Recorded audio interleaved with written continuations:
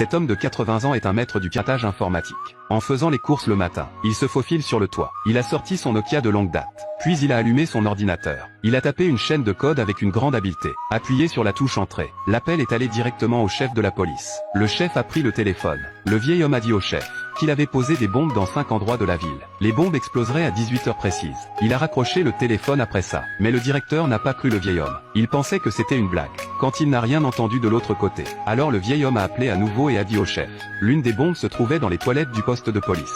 Si vous ne me croyez pas, vous pouvez envoyer quelqu'un pour le rechercher. Après que le vieil homme ait raccroché le téléphone, le chef a immédiatement envoyé une équipe de recherche. Avec l'aide d'un chien policier, ils ont trouvé un paquet dans les toilettes. L'intérieur était une véritable bombe à retardement. Il s'avère que le vieil homme ne mentait pas. Ce matin même, le vieil homme est venu au poste de police pour signaler. Il a dit que son portefeuille avait été volé. Mais l'officier de police était impatient. On lui a dit de rentrer chez lui et d'attendre des nouvelles. Et lui a dit de rentrer chez lui et d'attendre des nouvelles. Le vieil homme en a profité pour aller aux toilettes. Et il a caché la bombe dans le coin des toilettes. Mais il a ensuite quitté la station en fanfare. Il semble que le vieil homme allait jouer un vrai jeu. Mais le vieil homme était très rusé. Après chaque appel, il échangeait les cartes téléphoniques et les détruisait. Il n'y a aucun moyen de savoir où il est. En plus, c'est programmé pour être crypté. Il n'y a aucun moyen d'y pénétrer en peu de temps. Le commissaire a demandé au vieil homme ce qu'il voulait. Mais le vieil homme était très calme. Tout ce qu'il voulait, c'était que le directeur libère les 4 hommes en prison. Et ces 4 hommes n'étaient pas des hommes ordinaires. Ils avaient été impliqués dans toutes les attaques terroristes. Ils ont été impliqués dans toutes les attaques terroristes qui ont tué des innocents. Le vieil homme a soudainement demandé à la police de libérer 4 prisonniers. Et tous les 4 étaient des terroristes. Mais le commissaire a été surpris, parce que ces 4 hommes étaient sur le point d'être libérés de prison. Il ne comprenait pas pourquoi le vieil homme faisait ça. Mais le vieil homme ne leur a pas donné plus de temps. Il l'a exhorté à libérer les 4 hommes dès que possible. Et les emmener sur la piste de l'aéroport. Sinon, la ville entière aurait des problèmes.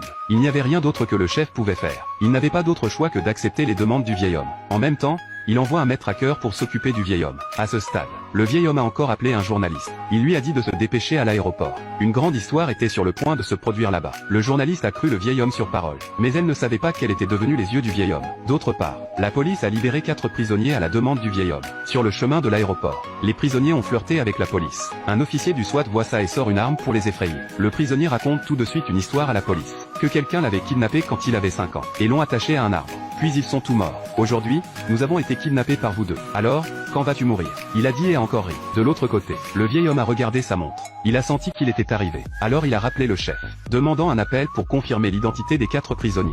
Le vieil homme leur a demandé de donner leur nom et leur âge. Après avoir confirmé qu'il était correct, le vieil homme a demandé aux policiers d'ouvrir leurs menottes. Puis ils ont été amenés à la table préparée. Quand tu auras fini, vous retournez au poste de police dès que vous le pouvez. Donc l'équipe du SWAT les a conduits à la table.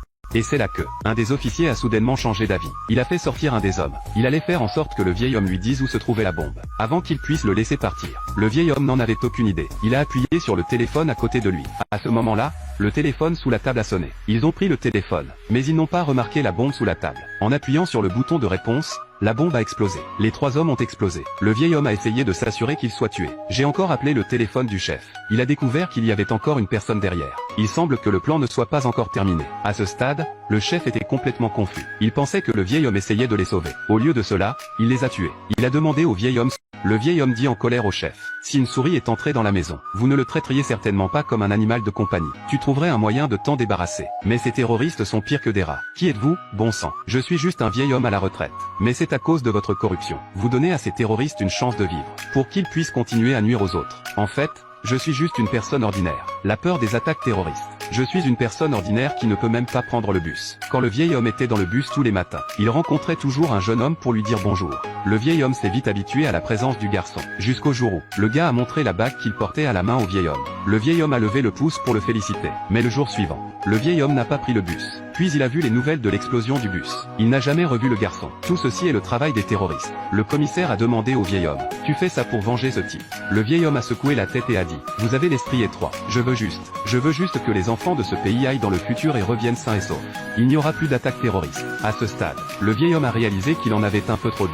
Il a menacé le chef de tuer le dernier homme, ou il ferait exploser la bombe. Il a encore raccroché le téléphone. Il n'y avait rien d'autre que le chef pouvait faire.